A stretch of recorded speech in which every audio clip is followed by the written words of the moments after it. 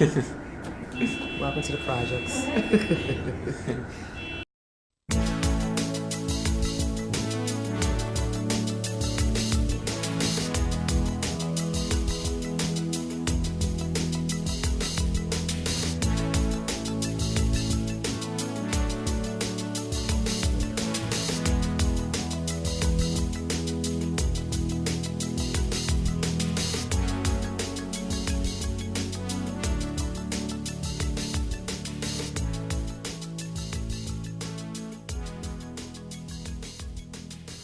I'm Latoya Williams.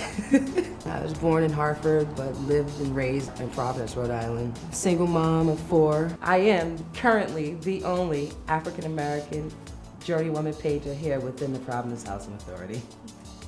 After you've done your acquired 3 years apprenticeship, you graduate to journey person. Been a journeywoman painter with them for 9 years now. When I first started doing this, I heard a lot of backlash, people taking bets on how long I'm gonna last. I fought myself to make sure I stuck it out. Because people will make you feel like you can't do something, but if you feel like you can do it, go for it, take a shot. I truly appreciate my job because my job changed my life. I had my first child when I was 17. I went to Hope High School at the time, which I ended up going into labor in school.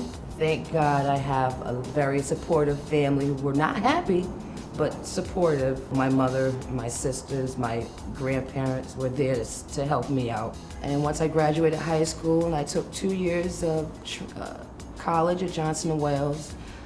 Financially, I couldn't keep it up. I got into painting through the Housing Authority. I lived in Providence Housing Authority for 12 years. When I first moved into housing, I lived in Chad Brown. My 2-bedroom apartment, $123 a month, and I was on welfare at the time with the 3 kids. As a resident, we have to perform volunteer hours in housing if you don't have an income. Sherman-Williams was offering a class, and I said, well, if I can't do the volunteer hours, I could at least learn how to paint my house. So I took the paint class for 2 weeks.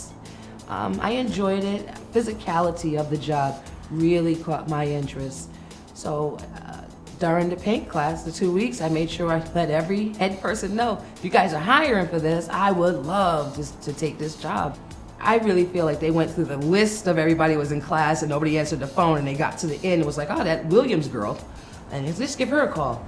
They hired me 4 weeks after I took the training class on a probationary period. It was supposed to be 6 to 8 weeks. And in that 6 to 8 weeks is where I got most of my hands-on training with the tools and supplies and how to maneuver through the Housing Authority system.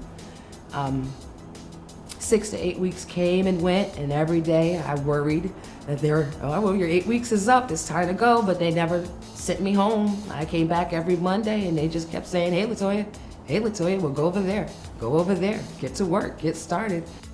None of my family members are tradespeople, so they all look at me like I'm crazy, like you're doing that dirty job, and I love every bit of my dirty job.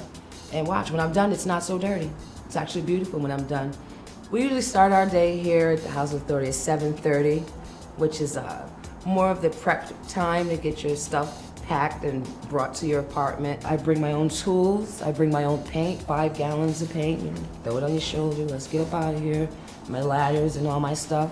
And I come into the apartment, I clean the walls. The cleaning portion of my job mainly consists of scraping holes from nails and tape off the wall. If there's big holes or chunks of wall missing, I do a little drywall patching. Once I sand it out, we'll prime it with a first coat. Then I'll go into my cut for the rest of the apartment and paint the whole apartment from there. Painting is like coloring in a coloring book. You know, you draw your outline in your picture, you're cutting the edges around your apartment. Once you get your cut done, you can fill it in like you would fill in your colors with the crayon, but I use a roller or a paint brush. Technically, I use a roller more than anything else. I love the fact that it's freedom for me. I can do something that I enjoy, and I feel like I'm giving back to the people that gave something very important to me. When I first got into housing, I waited 2 years. I know someone else who had waited 6 years. There's a police presence everywhere in Providence, so I can honestly say I felt safe enough. I've seen a drive-by one morning, packing my children up in the car to go to work and get ready for daycare, and you hear the car speeding up, pop, pop, pop, and I'm like, these balloons already? And my oldest daughter's like, Mom, that's gunshots. Get down. But I could say the time that I stayed in Chad Brown, I had a great apartment. I had wonderful neighbors. My children met a lot of good friends. A lot of the families that lived in housing are hardworking, strong families. A lot of us are single mothers. Now I live 8 blocks from my old house in Chad Brown. I wanted to stay in the neighborhood. My children were all in school in that area, so I mean, I'm not far from Chad. I go visit. I miss my people.